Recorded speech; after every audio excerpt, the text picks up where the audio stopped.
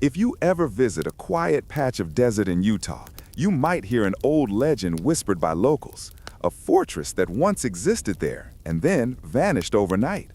Most people think it's just a myth, but the truth? It's one of the strangest and most astonishing chapters in American history, long buried under classified files and government silence. The story begins in the early 1940s, during the height of World War II, when the United States was fighting desperately to outsmart the Axis powers. Europe was burning, the Pacific was chaos, and Washington was searching for innovations that could save thousands of American lives.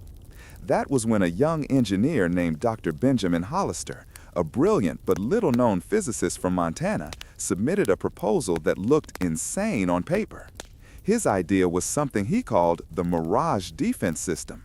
Simply explained, an entire military base that could disappear when enemy aircraft approached. It sounded impossible. Generals laughed. Politicians dismissed him. But one man did not, General Omar Bradley, who believed that war was ultimately won by ideas, not guns alone. Bradley quietly invited Hollister to Washington and asked him a simple question: "Can you make America invisible?" Hollister answered, "Give me land, men, and freedom, and I will." Thus began a secret operation known only to a handful of people, Project Cloud Peak, conducted in a remote corner of the Utah desert. Soldiers stationed there believed they were building a radar testing site, but in reality, they were constructing something the world had never seen, a fully functional military fortress equipped with an illusion system designed to fool enemy eyes from miles above.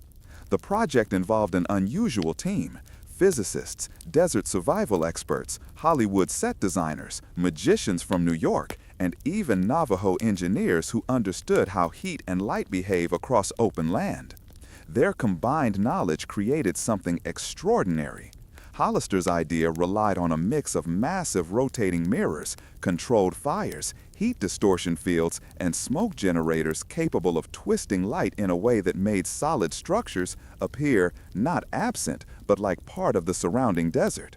The fortress housed real tanks, artillery, aircraft prototypes, yet from above it could be made to completely disappear. Pilots flying over the area saw only endless waves of sand and rock. But the first real test came in 1943, when a squadron of U.S. aircraft accidentally wandered into the restricted zone. They reported back something chilling.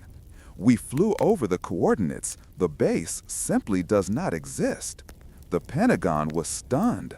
Hollister's invention worked. Word spread only among top military officials, and Project Cloud Peak became one of America's most protected secrets, more guarded than the Manhattan Project. Some believed it could end the war. Others feared it would never be controllable. But the real mystery emerged months later, when the fortress and the entire project team encountered a danger they never expected, something far more unpredictable than enemy aircraft. Something that almost cost the United States far more than it gained.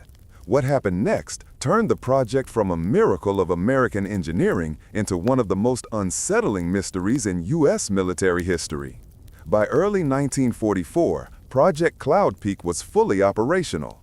The fortress could vanish within minutes, dissolving into the desert like a mirage. General Bradley planned to scale up the technology, first for bases, then for naval ships, and eventually for battlefield deployment. The United States might soon possess the closest thing to real invisibility. But Dr. Benjamin Hollister discovered a problem he had never anticipated. The Mirage system required enormous amounts of heat, pressure, and carefully calculated reflections to bend light in extreme ways. During one full-scale trial in February 1944, the system ran longer than usual, just long enough for something to go wrong. Just after midnight, soldiers on night patrol reported shimmering distortions around the base. The air rippled violently, as though the desert itself were melting. Hollister rushed to the control tower and saw something that made his blood freeze. The fortress wasn't just disappearing from sight. Its edges were physically warping, bending inward like the desert was swallowing it. At first, he thought it was an illusion. Then a 40-foot radio tower collapsed, not sideways, but straight down, as if pulled by an invisible force. Hollister immediately ordered the Mirage system shut down, but for several minutes the machinery wouldn't respond. When the system finally powered off, the effect ended, but the damage was undeniable. 3 structures had partially sunk into the ground, several vehicles appeared twisted or stretched, and 2 soldiers were missing. Search teams found no footprints, no debris, nothing. It was as if they had stepped into a pocket of distorted space that collapsed around them. General Bradley demanded answers. Hollister gave the most terrifying explanation imaginable. We didn't just bend light, we may have bent the terrain, even the space around us. The Pentagon panicked. Was Hollister's invention a weapon or a disaster waiting to happen?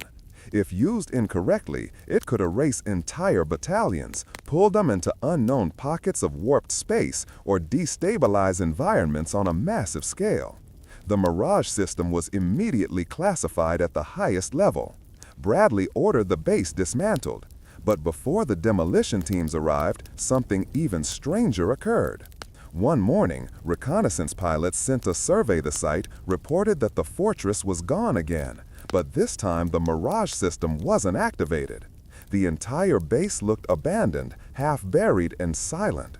When ground teams entered, they discovered equipment still warm, lights still on, coffee cups half full, everything frozen in the middle of daily life.